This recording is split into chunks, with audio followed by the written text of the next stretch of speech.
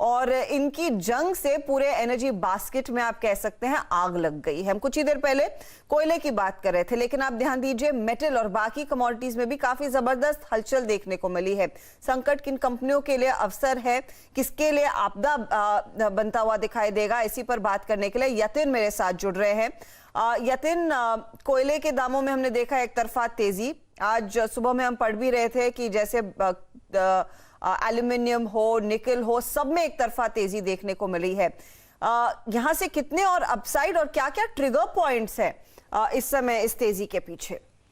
देखिए, सबसे पहले हम अगर जियोपॉलिटिकली समझ लें तो रशिया और यूक्रेन काफ़ी सारे एनर्जी सप्लायर्स हैं यूरोप के लिए, खास करके गैस और क्रूड ऑयल। इसके अलावा काफ़ी सारी एग्री कमोडिटीज़ और प्रेशर मेटल्स का भी आपको एक्सपोर्ट होता हुआ दिखाई देता है रशिया से, क्योंकि सैंक्शंस की बातें हो रही हैं और एनर्जी सप्लाईज को खतरा दिखाई दे रहा है। तो आप देख रहे हैं ग्लोबल एनर्जी बास्केट में काफ़ी सारे अपटिक्स आए हैं, खास करके क्रूड ऑयल में, जहां बहुत ज़बरदस्त तरीके से आपको फ्यूचर्स में तेज़ी होती हुई दिखाई दे रही है।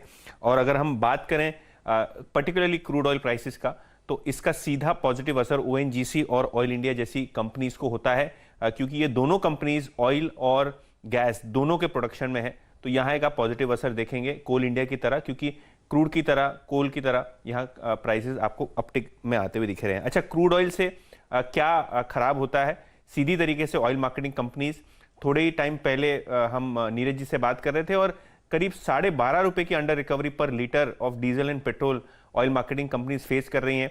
जो जितना क्रूड में उबाल आएगा उतना ही ज्यादा नुकसान आपको ऑयल मार्केटिंग कंपनीज खास करके एचपीसीएल, बीपीसीएल और आईओसी में दिखेगा। और उसी तरह अगर गैस के दाम बढ़ते हैं तो जो गैस सप्लाइंग कंपनीज है, IGL, Gujarat gas, obviously pass through होता है, लेकिन अगर शॉर्ट टर्म में एक बड़ा सप्लाई शॉक हो जाता है, शॉर्ट टर्म में दाम बहुत जबरदस्त तरीके से बढ़ जाते हैं, तो इन कंपनीज को भी नुकसान होता है। और क्लियरली आज के स्टॉक प्राइसेस में आपको दिख रहा है कि सभी के सभी ये स्टॉक्स प्रेशर में है। अच्छा, एल्यूमिनियम, क्योंकि रुजाल एक बड़ी कंपनी है जो एल्यूमिनियम प्रोड्यूसर है रशिया बेस्ड, वहां आप बदलाव देख रहे हैं। तो नैल्को, हिंडाल्को, वेदांता जैसी कंपनीज को भी इसका फायदा होगा, क्योंकि एल्यूमिनियम के रियलाइजेशंस, कॉपर के रियलाइजेशंस बढ़ जाएंगे। आज अगर आप हेडलाइंस देखें ब्लूमबर्ग पे, तो आप ये देखेंगे कि चाइना ने अपनी सरकारी कंपनीज को और गवर्नमेंट एजेंसीज को कहा है कि कोई भी प्रकार का सप्लाई शॉक चाइनीज इकोनॉमी को नहीं लगना चाहिए, और उसी लिए सारी कमोडिटीज, चाहे एग्री हो चाहे मेटल्स हो, आप बाजार से इकट्ठा कर लें ताकि शॉर्ट टर्म में कोई दिक्कतें ना हो। और क्लियरली वो न्यूज़ के बाद भी आप देख रहे हैं कि एल्यूमिनियम, निकल, स्टील के दामों में बहुत ज़बरदस्त तरीके से तेज़ी हो रही है।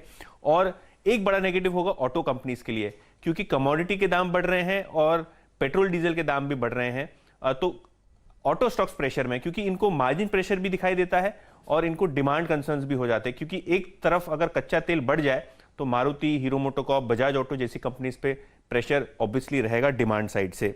और डॉक्टर रेड्डी की चर्चा भी हम कर रहे हैं, क्योंकि लगभग 8 से 10% सेल्स उनका रशिया और यूक्रेन से आता है, तो सीधा असर उनको वहां भी होगा, क्योंकि रेवेन्यूज के अलावा मार्जिन पे भी दबाव बनेगा। तो ये वो लिस्ट शायद कंपनी उसकी आप फोकस पे रख सकते हैं, क्योंकि जो कभी जियोपॉलिटिकल टेंशन है शॉर्ट टर्म में लिए, ये सभी कंपनीज पे आपको इंपैक्ट होता हुआ दिखाई दे सकता है। इम्पैक्ट देखने को मिलेगा। और इनफैक्ट इम्पैक्ट की बात करें तो स्टील के दामों में इजाफा बनता दिखाई दे रहा है। हमने दरअसल सुबह में वीआर शर्मा से बात की, जो एमडी हैं